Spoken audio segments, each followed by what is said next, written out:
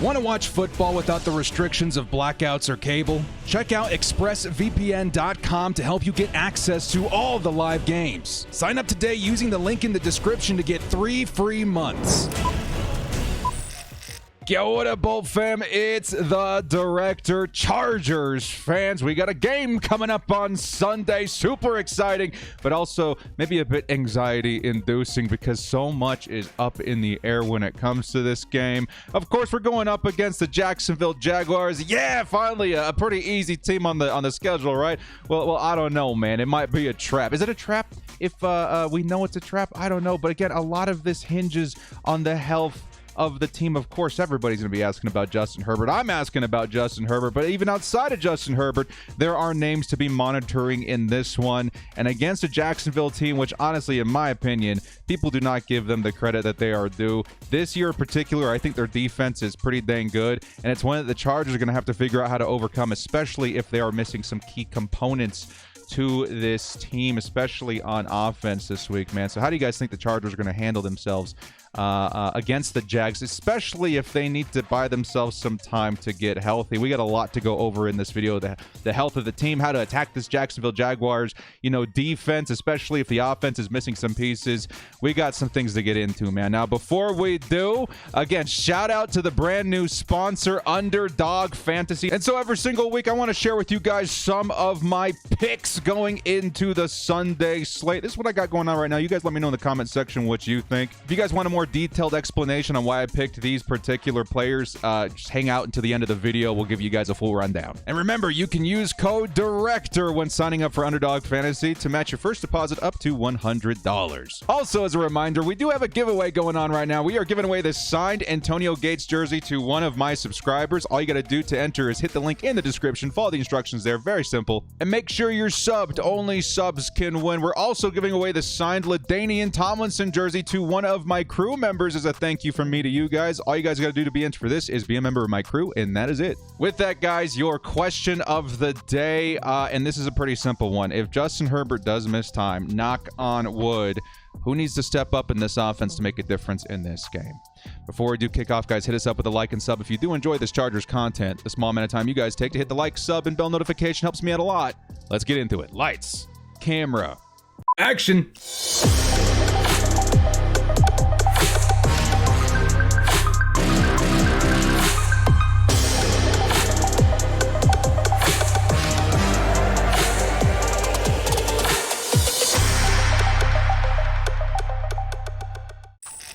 Your Chargers versus Jaguars Week 3 game preview. Let's jump right into the hot mess of this, right? The thing that we're all dreading in the injury report for the Chargers. And again, this is going to be vastly important. So much hinges, so much depends on how the health of the team looks on Sunday morning. And a lot of this we're not even going to know until around kickoff. So let's jump things right into things when it comes to this list here, man.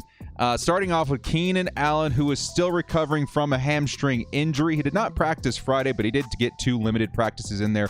He's listed as questionable. Justin Herbert, of course, all of us, holding our breaths last week versus Kansas City when he did go down with that rib injury. He did get limited practices in Wednesday and Thursday. He is also listed as questionable after not practicing on Friday. It may just be, a precautionary extra day of rest to keep him ready for Sunday.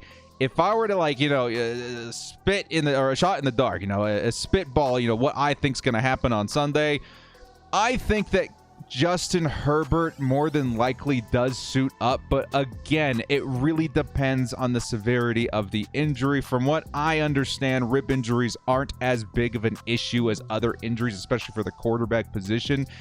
But that being said, this is Justin Herbert we're talking about. If the coaching staff feels that he needs to sit out this game, I am not once going to question that decision by the coaching staff. We need to make sure to keep our franchise QB healthy. After that, we got J.C. Jackson, which, of course, a lot of us very excited to see him make his debut last week. I'm of the opinion that maybe he wasn't at 100%. Of course, I don't think he was. And as of right now, he is listed as doubtful after not practicing all week long. We might be very close to seeing JC back to full health, but if he needs another week, that's totally fine by me. Corey Linsley on the offensive line listed as doubtful as well after not practicing this week with a knee injury. This one's going to be massively important, man. I feel like Corey Linsley, very underrated to what he brings to the offense. And being absent in this game versus the Jags, especially the Jags, who in my opinion have a pretty decent defensive line, it's going to be one where the Chargers need to be prepared for. They need to make sure they have something schematically ready versus the Jags to keep Justin Herbert healthy, especially without their starting center, one of the biggest difference makers in Corey Linsley. Outside of that, you got Trey Pipkins and Donald Parham, both listed as questionable for Sunday as well. It looks like Trey Pipkins, with a full practice on Friday, should be able to suit up. Donald Parham, again, still recovering from a hamstring injury. We still have to wait and see on Sunday. So there is your injury report for this week. Again, a lengthy one for the Chargers. Very concerning with a lot of these big name players. We're hoping to see most of them, if not all of them, if we can, return to this game. But more than likely, we're going to be missing some superstars, especially on offense this week. As for the Jags, just as of note, Shaquille Barrett, late injury, or I should say late add to the injury report, limited in practice on Friday. I don't know how much a big a difference that would make, but still, it's one to note. Now let's get into this game and what it's going to take to win versus the Jacksonville Jaguars if we've got Justin Herbert and if we do not have Justin Herbert. Either way, I do think there is a plan of attack that the Chargers, an approach that they should be taking in this game, regardless of who's starting at quarterback. So first up, let's talk about who steps up on offense. Now, the offensive line right now is my biggest concern. Of course, outside of, whether or not Justin Herbert is playing. But if he is playing, if he's not playing, either way, you want to know who's protecting that quarterback and how much time you're going to have in that pocket. And as of right now, with Will Clapp and maybe Storm Norton on the line, the Chargers are going to need to adjust because, again, Will Clapp, not as good as Corey Linsley, especially in terms of communication between the quarterback and the offensive line, trying to find that extra, edge when it comes to protection. That's going to be a concern. It sounds like Trey Pipkins is going to suit up, but if he doesn't, we have to really pay attention to who's rushing on Storm Norton's side. That is one to definitely note. And against a stout pass rush, featuring Josh Allen, if Justin Herbert does play, protecting Justin Herbert becomes my biggest focus in this game. And that's why the O-line is so important. This game, you're going to have to do something a little bit different from what you've been doing the previous couple of weeks. And here comes my answer to my own question at the top of the show. If Justin Herbert, again, knock on wood, misses time, who's going to have to step up in this offense? Well, here's the guy I think the Chargers heavily need to lean on if Justin Herbert is going to be absent from this game. Even if he is in this game and playing, with that rib injury concern, it's going to be Austin Ekeler. I think Ekeler is going to be one of the more important pieces of this offense this week. Whoever's taking snaps at quarterback. And you know what? Ekeler, as a player for the Chargers, again, superstar player. We know the potential he has, but he has been, slow to ramp up this season. He's been stuffed the first 2 weeks on the ground, averaging just about 2.7 yards per carry over the first 2 weeks. That's kind of a yikes right now, right? It kind of shows that the Chargers are still trying to figure out the running attack. They're trying to figure out how to properly utilize Austin Ekeler, and that's kind of crazy to me after the huge season that Austin Ekeler had in 2021. It's kind of crazy to see, how long it's taken Joe Lombardi, who, in my opinion, I do give credit for the monster season, at least in part, to Austin Ekeler last year. Why is it taking so long to ramp up? Maybe they're trying to figure out how to get their other running backs involved, et cetera, et cetera. But I think we need to go back to basics a little bit when it comes to Ekeler, because this dude is a playmaker, one of the best offensive weapons we have on this team. We've got to figure that out, man. And although he's only been averaging 2.7 yards a carry on the ground this year so far, through the air, it's been a different story. He's averaged, around 7 yards per reception through the air. This is the key to keeping Justin Herbert protected this game, right? Especially while trying to get the run game involved a little bit. But I think these running backs, especially through the air, are going to be pivotal to keeping Justin Herbert upright this game, because the name of the game, of course, is going to be try to keep hands off of Justin Herbert as much as possible this week. Make people available. And I think one of the best when it comes to becoming available, especially if Keenan Allen is out, is going to be Austin Ekeler, right? The Chargers, in my opinion, are going to need to pass this game. As much as I want to say, hey, let's get that running game involved, started and ramped up early. Let's make sure that Justin Herbert doesn't have to pass as much as possible. I don't think you win the game that way. The Jacksonville Jaguars, I think, are a top 3 team versus the run this season so far. They have, again, a very good defensive line. You're going to have to pass. And I think Austin Ekeler is going to be the key to keeping the pass game healthy and drives and that momentum maintained through this game. And it's because of his availability, in the flat underneath. He's going to be that key player that creates yards with his own playmaking without taking too much time for these routes to develop. This is the guy I think helps the Chargers win this game, even if Justin Herbert isn't playing 100%. And in a game, fresh off of that Herbert scare, we need Ekeler to, provide insurance underneath for Justin Herbert. And this also goes hand in hand with the Chargers rushing attack, too. I'm not saying the Chargers should abandon the run completely. Yes, they're probably not going to find a lot of success versus a Jacksonville Jaguars team that has been very proficient versus the run. But at the same time, we need to get those guys involved. We need Michel, Kelly, Spiller, Horvath this week more than ever. Like I mentioned, Jags a top 3 team versus the run. It's going to be tough, but we don't need them to be huge playmakers. We just need them to be consistent chain movers. We need them to just generate yards and find, plays on the ground that can bring some sort of consistency. I think Joshua Kelly has been our most successful backup running back so far on the ground. I think he averages over 4 yards a carry. Michel and Spiller, maybe we do mix them in a little bit there. But as a side note, I want to see, if we're talking about the Chargers attacking on the ground, mixing in their backup running backs as much as they can, keep Ekeler available, on passing downs, get these other guys involved on the ground. I want to see Xander Horvath trusted with short yardage situations as much as possible this week, right? Give him the ball. He's our guy. He's been proven to be the guy in those situations. His success rate is so far, 2 for 2? I know it's only generated a couple of yards, but that's what he's there for. On 3rd and 1, on 4th and 1, on 1st and goal or whatever, a yard to score, hand it to the big guy, Xander Horvath. Give him that opportunity because so far he's looked spectacular and he's the guy you should be leaning on, not Austin Ekeler. Keep Ekeler available on passing downs. Mix in the other running backs on the ground, but most importantly, make sure that safety valve for Justin Herbert is ready and available if he needs to get rid of the ball quick. Because you know who I trust in generating yards after the catch? You know who I trust to take, a pass to the flat, at the 25-yard line all the way to the house? It's this man, Austin Ekeler. Get Austin Ekeler involved through the passing game and keep some health on the ground with your backups in Week 3 versus the Jags. You're going to need it despite who's playing at quarterback. So what about the receivers, right?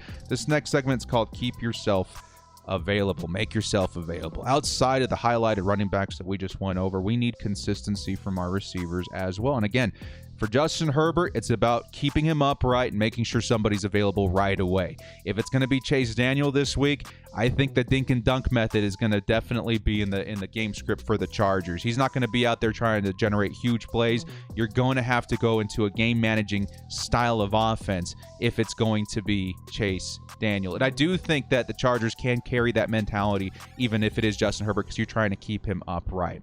So I think the Chargers, again, regardless who's starting at quarterback, the Chargers should scheme around, maybe a couple big plays to Williams and Carter, but I do feel like, Palmer, Everett, keep these guys available as much as possible for quick passes. Make themselves available as quickly as possible. Fortunately for the Chargers, Josh Palmer's got some really nice route running. He should be able to make himself available. Gerald Everett, however, he's going to be that guy that you can give to opportunities in contested catches, him and Mike Williams. Try and get the ball out as quickly as possible, right?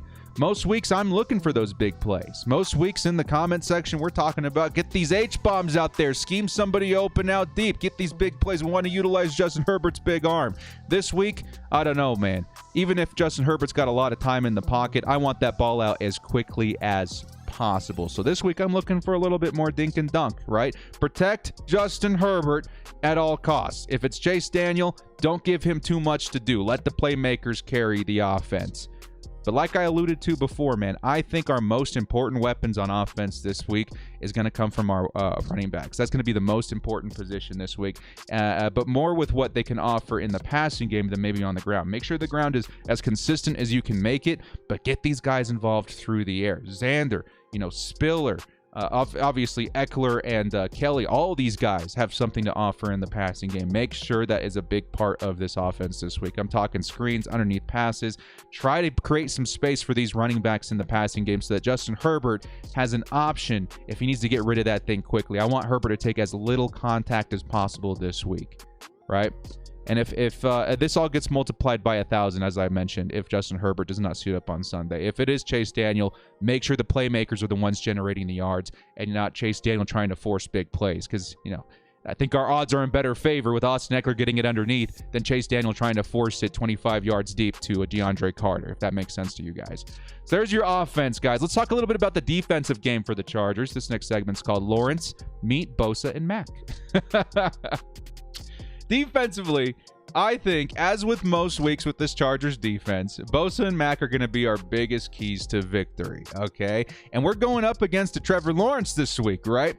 And in my opinion, from what I've seen, Trevor Lawrence, I think in the long run, the Jags got themselves a really nice quarterback. Of course, coming into the league, he was the new hotness, a lot of potential in Trevor Lawrence. And I do think Trevor Lawrence is going to thrive one way or another in this league. But as of right now, year 2, right, I think he's still shaking off some of those rookie mistakes. Lots of errant throws, especially under the kind of pressure an NFL environment can create. And the Chargers got 2 of the best in the league. Even against Carr and Patrick Mahomes, this duo was forcing a large number of bad passes. And this, again, is evident when you watch the Kansas City Chiefs game where Patrick Mahomes almost threw, 3 or 4 picks. Of course, the Chargers didn't get lucky in that category, but still, those passes still happened. And it's, I think, in large part because of Joey Bosa and Khalil Mack. Now we're going against the youngest quarterback that we've faced so far. And I think Bosa and Mack are ready to dominate. It's going to be a very lethal and scary day for Trevor Lawrence. And the Jags, let's say they do a good job in terms of protection. I think they've only allowed 2 sacks this year so far.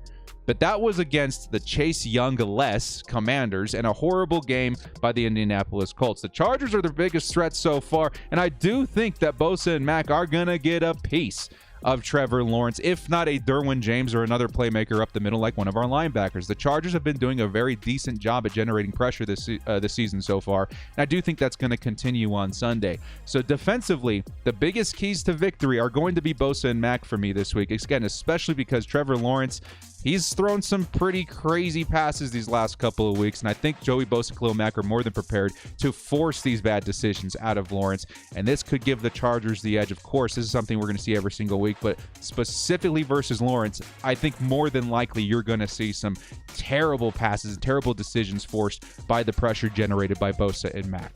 Now, what does this do? Well, this next segment is called the DB's Dream.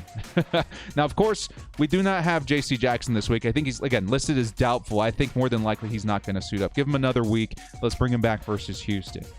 In his stead, the Chargers do still have some very big playmakers out there at DB, right? And the DBs this game are going to get some opportunities, and they have every single week. I think that's one thing that we've seen that's very consistent these first 2 weeks against some pretty decent offenses, right? Even the Raiders, going off to kind of a slow start, they've got one of the better offenses in the league, in my opinion. Kansas City Chiefs, of course, it's going to be Patrick Mahomes, one of the best quarterbacks in the league. Very lethal offense despite not having Tyreek Hill. That being said, both of these offenses, they did create some big mistakes. They made some big mistakes, and these DBs have capitalized, especially versus the Raiders. Not so much versus the Kansas City Chiefs, but again, I think the refs did rob us of a few opportunities last week. That being stated, though, Asante Samuel Jr. and this DB group also dropped some pretty critical opportunities. So it's not all on the refs, but at the same time, those opportunities are being created. If Asante Samuel, Derwin, Callahan, these guys, if they're given the opportunities, they need to capitalize this game, especially. Make sure that the Chargers grab that lead, maybe find some comfort in creating or at least executing a game plan and offense that keeps Justin Herbert more protected. They'll be allowed to do that. They will have granted themselves the comfort to do that, and I want to see that happen. And the defense can make that happen by generating turnovers. So I think the Chargers, again, they're going to have some success this week. I think there's going to be opportunities for turnovers. If Asante Samuel, if this defense can properly capitalize on them, I think the Chargers are in a good spot defensively because, again, improving our turnover stat was an obvious focal point of this offseason, and I do think that the Chargers, especially versus an offense like the Jacksonville Jaguars, can force something like that. So with that all being said, guys, again, very up in the air week. We're hoping to see some players. We're going to be missing some players. What is my score prediction going to be, despite all of that? And this is going to be one of the trickier ones I do all season. My score prediction for the Chargers versus Jacksonville Jaguars with Justin Herbert here in week 3 is going to be Chargers 28, Jacksonville Jaguars 16. I think, again, Justin Herbert, he's still Justin Herbert. He's still going to be out there making some big plays. Am I going to scheme that as like a Joe Lombardi offensive coordinator? No. I'm going to be putting plays out there that are easy for Justin Herbert to dink and dunk if he has to, keep him upright as much as possible. However, we live in a reality right now, and I'll finish by saying that I do think Justin Herbert puts up a decent amount of points by utilizing his weapons like Austin Eckler. That's hence the 28 points in that score prediction. However, we do live in a reality where Chase Daniel could be the one suiting up on Sunday, so I did make 2 score predictions this week. My score predictions for the Chargers without Justin Herbert is going to be Chargers 17, Jacksonville Jaguars still 16. Razor thin margins there, man. Of course, the Chargers offense is not going to be the same without Justin Herbert. But at the same time, I think this offense has enough playmakers that they can handle their own. We're not going to see a huge score more than likely, but the defense can do their job in holding down Jacksonville, giving, let's say, Chase Daniel as much opportunities as possible to go out there and score. That being said, I still think the Chargers still only put up around 17 points, but it could be just enough to edge out the Jacksonville Jaguars. And that's why I do consider this game somewhat of a trap game. A lot depends on the situation, and we're not going to know much until game day. So my bottom line in this game, guys, this game is wildly up in the air as we wait to see Justin Herbert and if he suits up on Sunday. If he does, the game plan needs to be quick, decisive passing to keep him on his feet. Eckler through the air mixed in with our backups, running backs on the ground to keep the ball moving. But in the end, like I stated before, I think the Chargers will need to turn to the passing attack more often than not because of this Jacksonville Jaguars defense. We may see less attempts for big plays, but the Chargers can survive and even thrive by getting the ball to their playmakers underneath. Outside of that, the Chargers' punishing defense will do their part to keep the pressure on Trevor Lawrence all game. If our DBs can capitalize on turnover opportunities, this game should be in our favor. But a lot depends on what the injury report reads on Sunday. So in the comment section below, you guys let me know who's going to need to step up on offense and what you think of this entire situation for the Chargers in week 3. As we do get into, let's say, the softer part of our schedule, how would you guys manage this? Are you playing Herbert? Are you sitting him? What's the plan of attack here? Let me know. There's a lot to consider in this one. So for those of you guys that decided to stick around and decide, I want to hear what Director has to say about the Underdog picks of the week. We're going to call this the Underdog story, right? Director's picks right here. A couple explanations. I'm not going to be doing this every single week, so just keep that in mind. For the most part, I'm just going to show you guys what I'm running with, let you guys know, or have you guys tell me what you think, and also give me some pointers as well, because, of course, in sports betting, especially when it comes to daily fantasy, sharing is caring. So here's some of my thought process behind this, okay?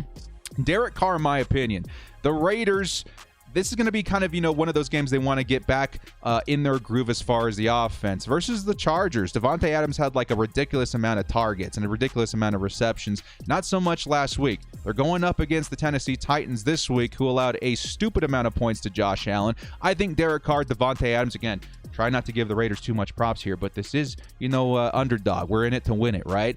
I think Derek Carr and Devontae Adams do get back on the same page here, and I do think they're going to put up a decent amount of points, and I do think a lot of it's going to go through the game plan of let's get the ball to Devontae Adams. So I'm going to go higher as far as, or I'm going to take the over on Derek Carr at 1.5 passing touchdowns, and I'm going to go on the over as well when it comes to Devontae Adams and 7 receptions. I feel pretty good about that. DJ Moore, lower than 54 receiving yards. My thought process behind this, well, they went up against Tampa Bay last week, and that was a super low-scoring game. I think a lot of that had to do with Lattimore and Mike Evans, which turned into a whole other dramatic story. That's why I'm going with DJ Moore there. Michael Carter, they're going to be going up against the Cincinnati Bengals, and this Bengals team, they're getting a make-right game is what you're going to want to call it. They need to win this game, and I do think they're going to lean on their offense Giants rather aggressively this week. And what's that going to do? It's going to create a point deficit between the New York Giants and the Cincinnati Bengals, and it's going to force Joe Flacco and the New York Jets to pass more often than not this game. That's why I think DeAndre Carter, or I should say Michael Carter, is going to get more than 3 receptions this game. I think that, to me, is a pretty easy one. And then last but not least, I had to get one player in this Chargers game. I'm going to go with Evan Ingram. I don't feel too comfortable selecting a lot of Chargers on offense this week just because so much of it is up in the air and it depends on Justin Herbert. Jacksonville Jaguars, however, Evan Ingram, I'm going to take the lower when it comes to 34.5 yards because of who he's going to be facing up against on defense. Of course, he's probably going to see a lot of Derwin James. And when it comes to that matchup, we've seen better tight ends kind of get shut down a lot when it comes to those stats. Last week versus Derwin James, Travis Kelce only put up somewhere around 50 yards. And this is Travis Kelce we're talking about. Now we're talking about Evan Ingram. I'm going to take the lower. I think Derwin James has a pretty decent day in defending an Evan Ingram. And that's what I got right now. Now, as for what we're putting in terms of our bet, I think I put in something like $20-25, and I did take the insurance. If you guys haven't seen that feature on Underdog, it's pretty interesting, especially for you guys who are first getting your feet wet when it comes to, participating in these daily fantasy sports. I do think the insurance is an awesome feature that gives me a little bit of peace of mind. So we may not win as much, but if 1 or 2 of these guys don't hit, we're still making a little bit of money. So I'm going to take the insurance on this one. 5 picks that I feel very, very good about. You guys let me know in the comment section what you think and maybe some picks that you guys feel very strongly about. Well, guys, thank you so much for joining me. This has been The Director. Hit us up on your way out with a like and sub if you did enjoy this content. We'll see you next time. And as always, bolt up and stay frosty. Welcome to the NFL, Trevor Lawrence. Year 2, yeah, but now you're going to get a double dose of Khalil Mack, Joey Bosa. Good luck versus that.